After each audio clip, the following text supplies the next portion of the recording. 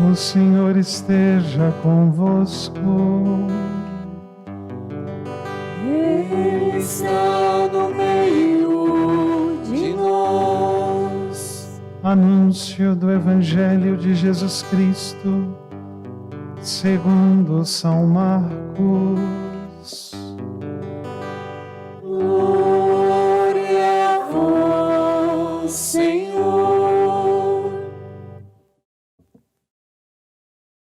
Naquele dia, Jesus atravessou de novo numa barca para outra margem do lago. Uma numerosa multidão se reuniu junto dele e Jesus ficou na praia.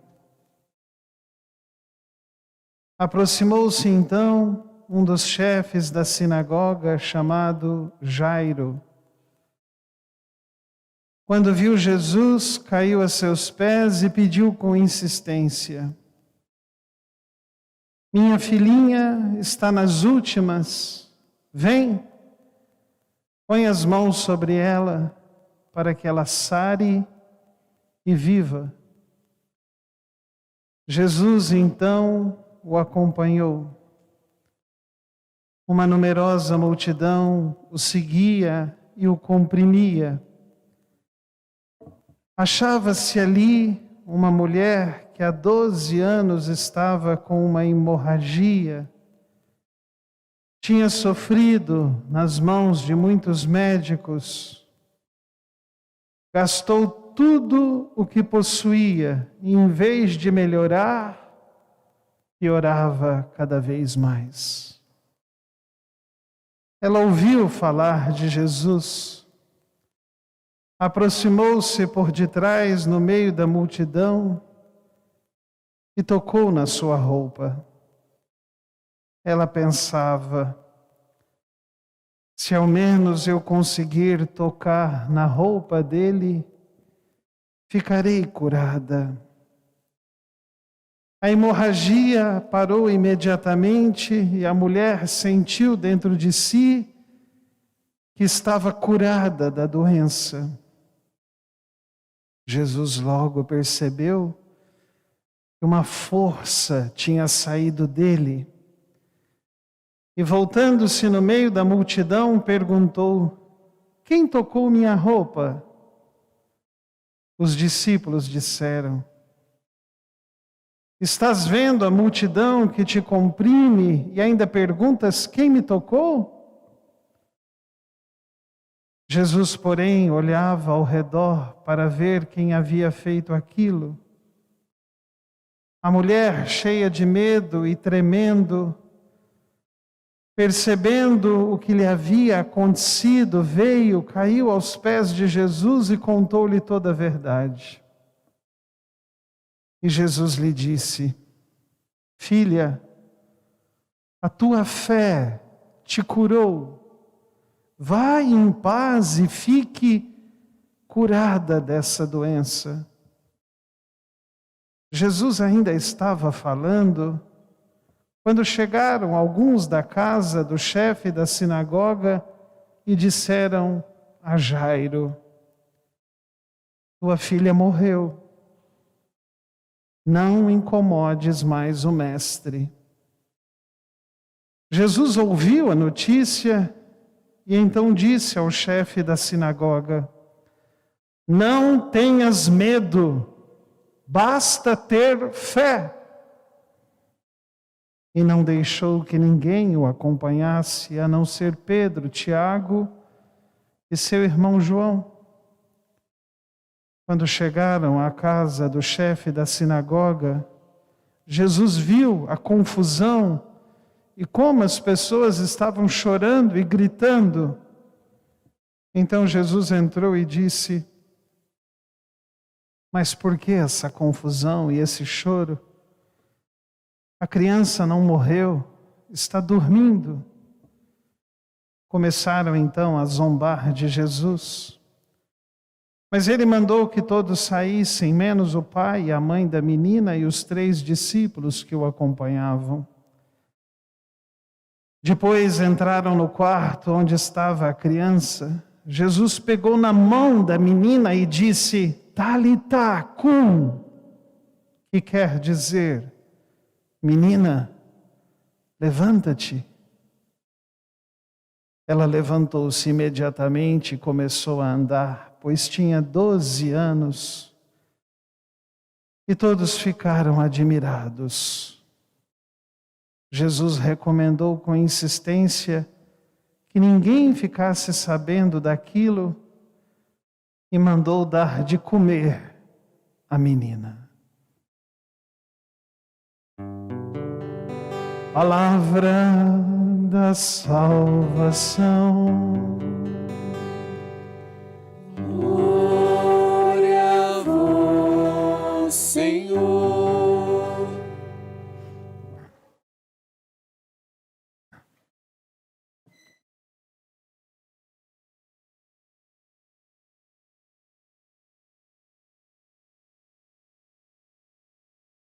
As leituras que a igreja selecionou para esse domingo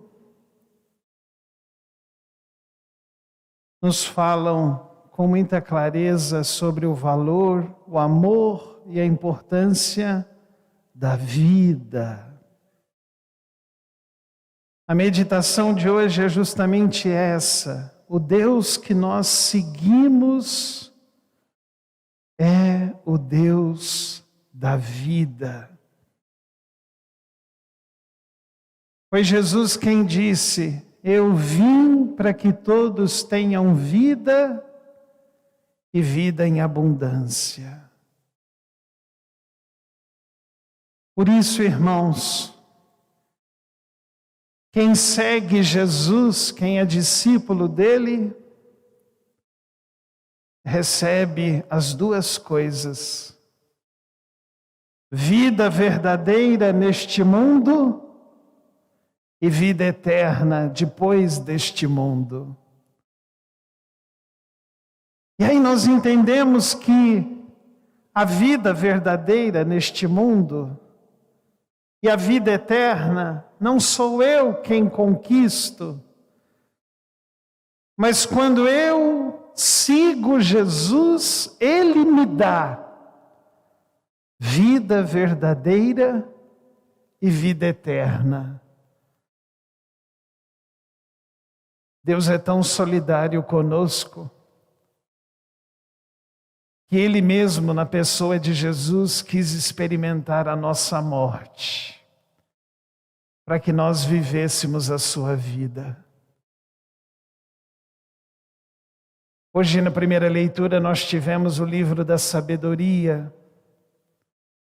E o autor deste livro, ele disse: Deus não criou a morte. E Ele não tem prazer com a morte de seus filhos. E Ele nos criou para a imortalidade.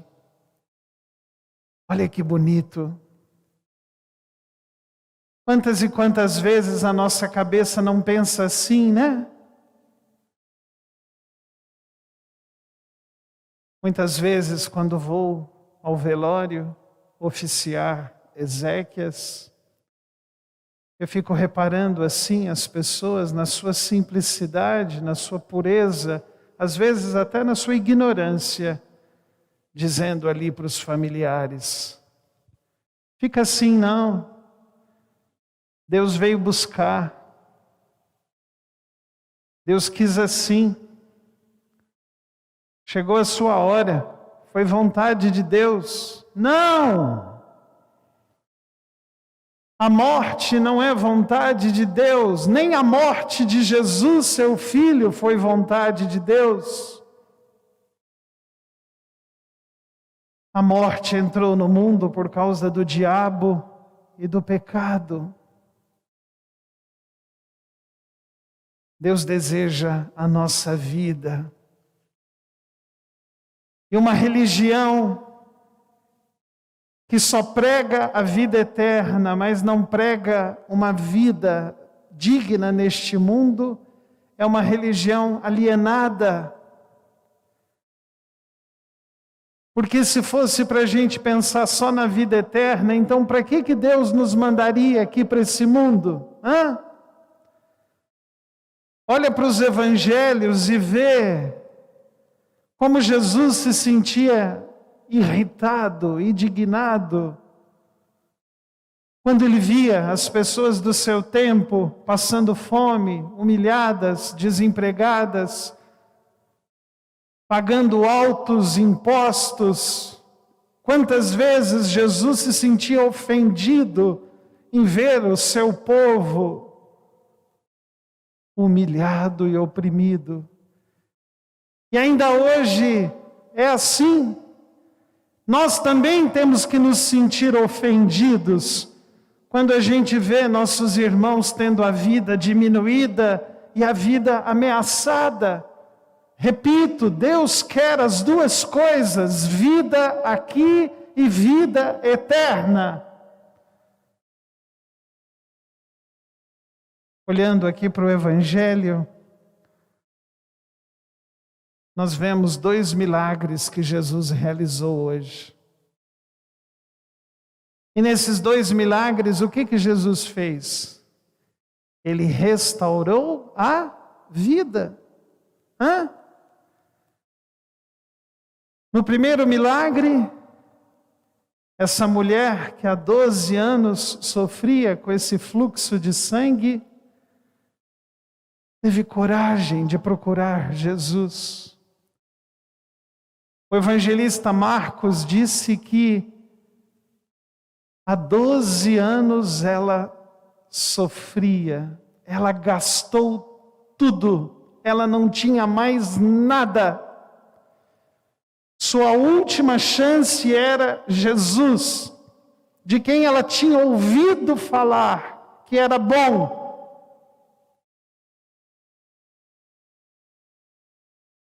Eu fico pensando, nós há muito tempo conhecemos Jesus, mas muitas vezes, diante das nossas hemorragias, a gente primeiro procura de tudo, e quando a gente não consegue, aí a gente vai atrás de Jesus. E deveria ser o contrário. Deveríamos procurar Jesus em primeiro lugar, para que Ele abençoasse as nossas iniciativas e alternativas. A mulher tinha uma desculpa, porque ela nunca tinha ouvido falar de Jesus, por isso procurou Ele por último. Mas nós sabemos quem é Jesus na nossa vida, e por isso não podemos procurá-lo por último, mas devemos procurá-lo primeiro. Ele tem a vida que nós precisamos. Essa mulher, ela não precisou de muita coisa para ser curada. Ela precisou simplesmente tocar num pedacinho da roupa de Jesus. Porque o que a curou não foi o seu esforço, mas a sua fé. Tanto é que Jesus vira para ela e vai dizer: a sua fé curou você. Vai em paz. Vai ser feliz, vai viver a tua vida agora. Corre atrás do tempo que você perdeu. Que coisa, né? Quantas pessoas beijaram Jesus, abraçaram Jesus, apertaram Jesus, e nenhuma delas foi curada. Mas essa mulher que tocou num pedacinho da roupa, ela foi. Talvez somente ela tinha fé. Olhemos para nós, hein? Há quanto tempo a gente vem à missa? Há quanto tempo ouvimos a pregação da palavra de Deus? Há quanto tempo nos alimentamos da Eucaristia? E por que muitas vezes o milagre não acontece na nossa vida? Talvez nos falte a fé dessa mulher. Não preciso de muita coisa, mas eu preciso de fé.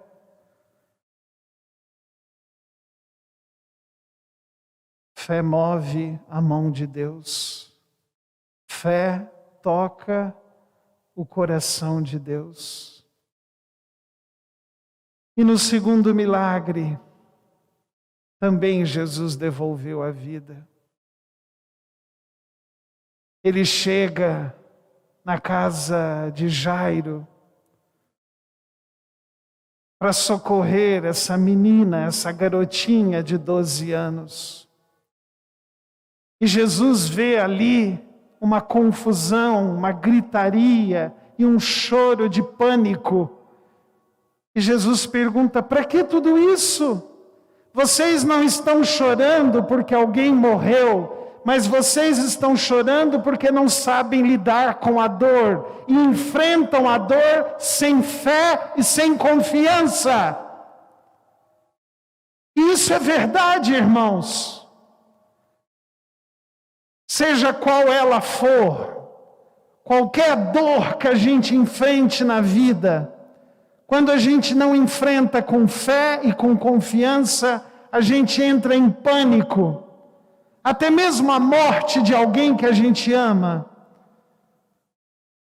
Quando você se depara com a morte de alguém que você ama, se você tem fé, o teu choro é de saudade, não é de pavor, não é de pânico, não é de loucura.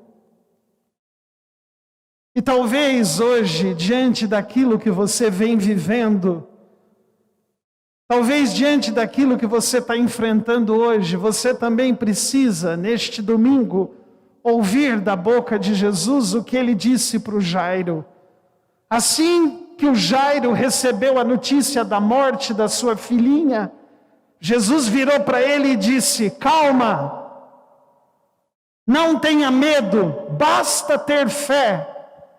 O suficiente é ter fé. Na hora da consagração, na hora que você comungar hoje, eu te desafio que você escute Jesus dizendo isso para você. Calma, não tenha medo, basta ter fé. E olha a delicadeza do nosso Jesus, né? Tem gente que acha que o suficiente é rezar. Vamos rezar, a gente vive de reza, a gente vive só de louvor, só de adoração, vamos rezar, Mas aí vem Jesus e vira para o pessoal da casa e diz assim: dá de comer para a menina, dá de comer. Porque Jesus, quando olha para nós, ele pensa na nossa totalidade. Ele não pensa só no nosso espírito, mas ele também pensa na nossa qualidade de vida. Continuemos a seguir Jesus, pois somente Ele e mais ninguém tem vida verdadeira para nos oferecer aqui hoje e vida eterna para nos dar depois. Amém.